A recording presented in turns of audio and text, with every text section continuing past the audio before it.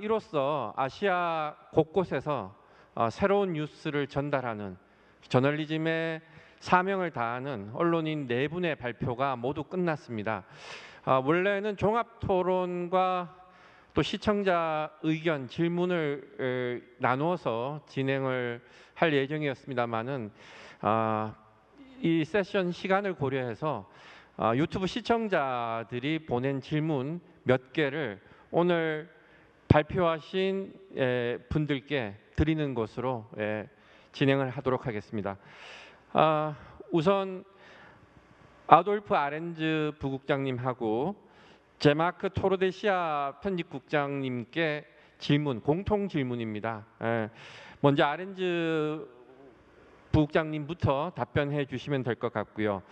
아무래도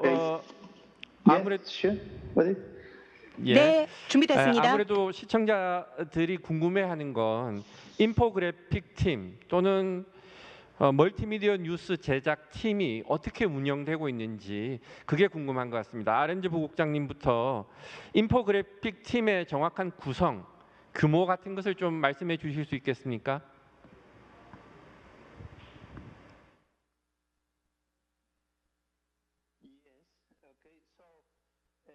네. 저희 팀이 5명의 인포그래픽스 디자이너로 구성이 되어 있습니다. 그런데 우리 중 몇 명은 기자이기도 합니다. 그런데 몇 년 전부터 기자로 활동을 하면서 기사를 썼죠. 저 같은 경우도 한 20년 동안 기자로 활동을 하면서 기사를 썼습니다. 그리고 또 저는 기자이기도 합니다. 신문사에서 일을 하고 있으니까요. 그래서 5명의 디자이너 겸 기자도 있고요. 그리고 1명은 1년 전부터 저희 팀에 들어와 있는데요. 엔지니어입니다.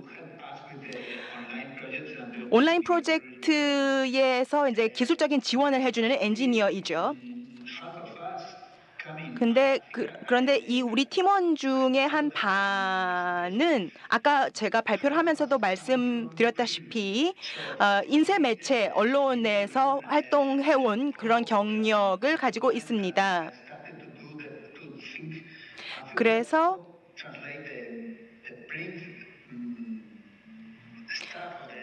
그러니까 종이 신문에서 있었던 그런 그래픽스를 온라인으로 옮기는 것이 에 대해서 고민을 했는데 정말 완전히 다른 세계라고 할 수가 있었습니다. 그러니까 화성으로 가는 것처럼 완전히 다른 세계였습니다.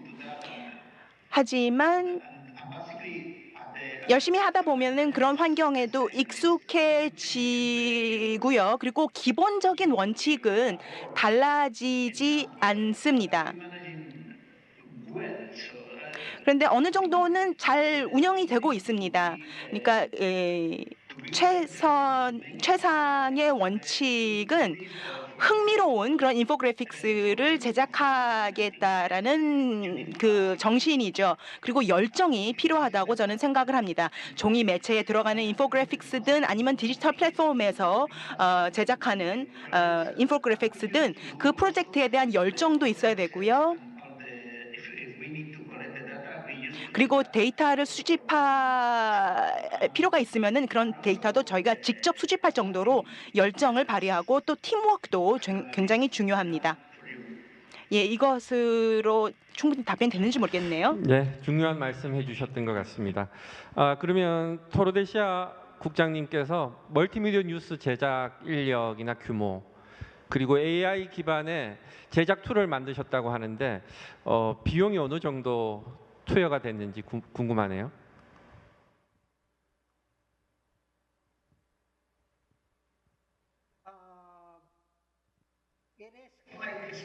예, 비용이 좀 많이 드는 것은 사실입니다.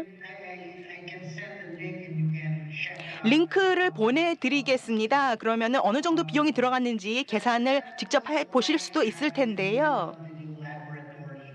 그래서 디지털 랩이 일부러 둔 것입니다. 그런 부서를 두고 사전에 여러 가지 툴을 테스트를 해서 제공을 해주는 그런 역할을 하는 팀이 있었습니다. 그리고 또 재정적으로 이것이 가능한지, 그리고 그런 툴을 우리가 활용을 할 수 있는지 그 가능성도 타진을 할 필요가 있겠죠. 그래서 뭐 이제 이 인력이 더 얼마나 많이 필요한지, 아니면은 어떤 그 자본 지출이 더 많이 필요한지, 이런 것도 다 타진을 해야 되겠죠. 그렇게 해서 이제 비용을 합리화할 수 있을 만큼의 결과물이 나올 수 있나, 이런 것을 사전에 계산을 해 봐야 할 것입니다.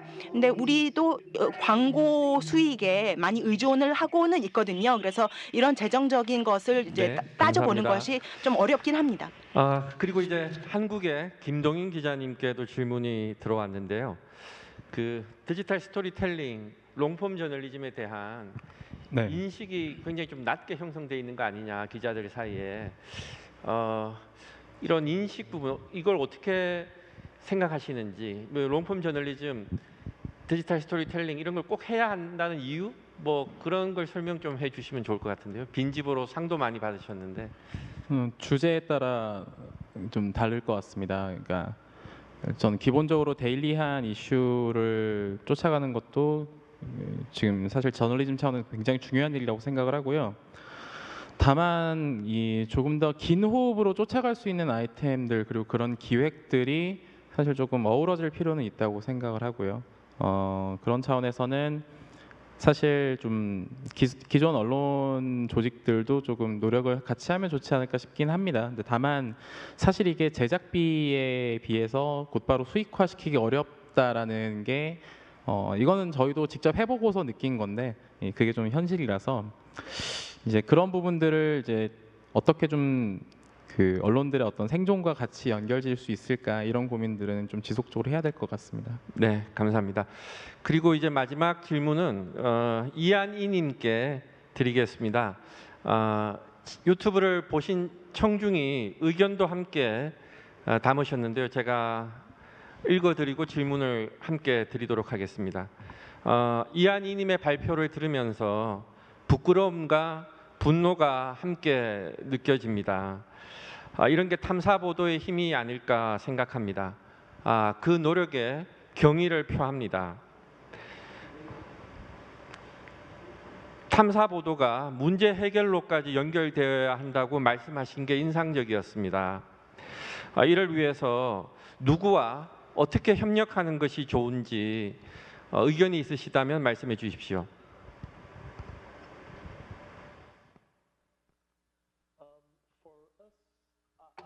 네, 저희 같은 경우는요. 어디와 협력을 하느냐라는 것 질문이 정확히 뭔지 모르겠는데요. 저희는 비영리 기관 활동가들과 함께 저희 레이지에서 함께 협업을 많이 합니다. 어떤 캠페인을 시작할 때마다 이해 당사자가 누구인지, 그리고 누구와 협업을 할 수 있는지를 파악하려고 합니다. 정부 기관일 수도 있고요. 비영리 단체일 수도 있고요. 어쨌든 이것이 탐사 보도 과정의 뭐 표준화된 일부 과정이라고 보고 있습니다. 이 인터뷰와 누구인지, 누가 협업을 할지인지, 탐사 보도를 하려면 누구를 만나서 인터뷰를 할지, 그 사람 모두가 협업 상대가 될 수 있는 거죠. 질문에 대한 답이 됐는지 모르겠네요. 네, 감사합니다. 이로써 그 발표와 토론이 모두 끝났습니다. 네 분 발표자분께 감사의 말씀을 드립니다. 그리고 또 유튜브 시청자분들께도 깊이 감사드립니다. 아시아 언론 포럼에서 여러분들께서 보셨다시피 인포그래픽, 멀티미디어, 독자와의 협력, 이런 주제들은 완전히 새로운 뉴스가 아니라 어떻게 보면 뉴스의 품격을, 저널리즘의 원칙을 다시 찾는 일이라고 할 수 있을 것 같습니다. 저널리즘의 원칙을 지키며 새로운 형식으로 독자에 다가서는 언론인들의 노력이 바로 뉴스의 미래가 아닐까 생각합니다. 다시 한번 아시아 언론 포럼에 참여해 주신 이한이, 또 저 부국장님, 그 다음에 말레이시아에서 발표해 주신 국장님 모두 감사드립니다.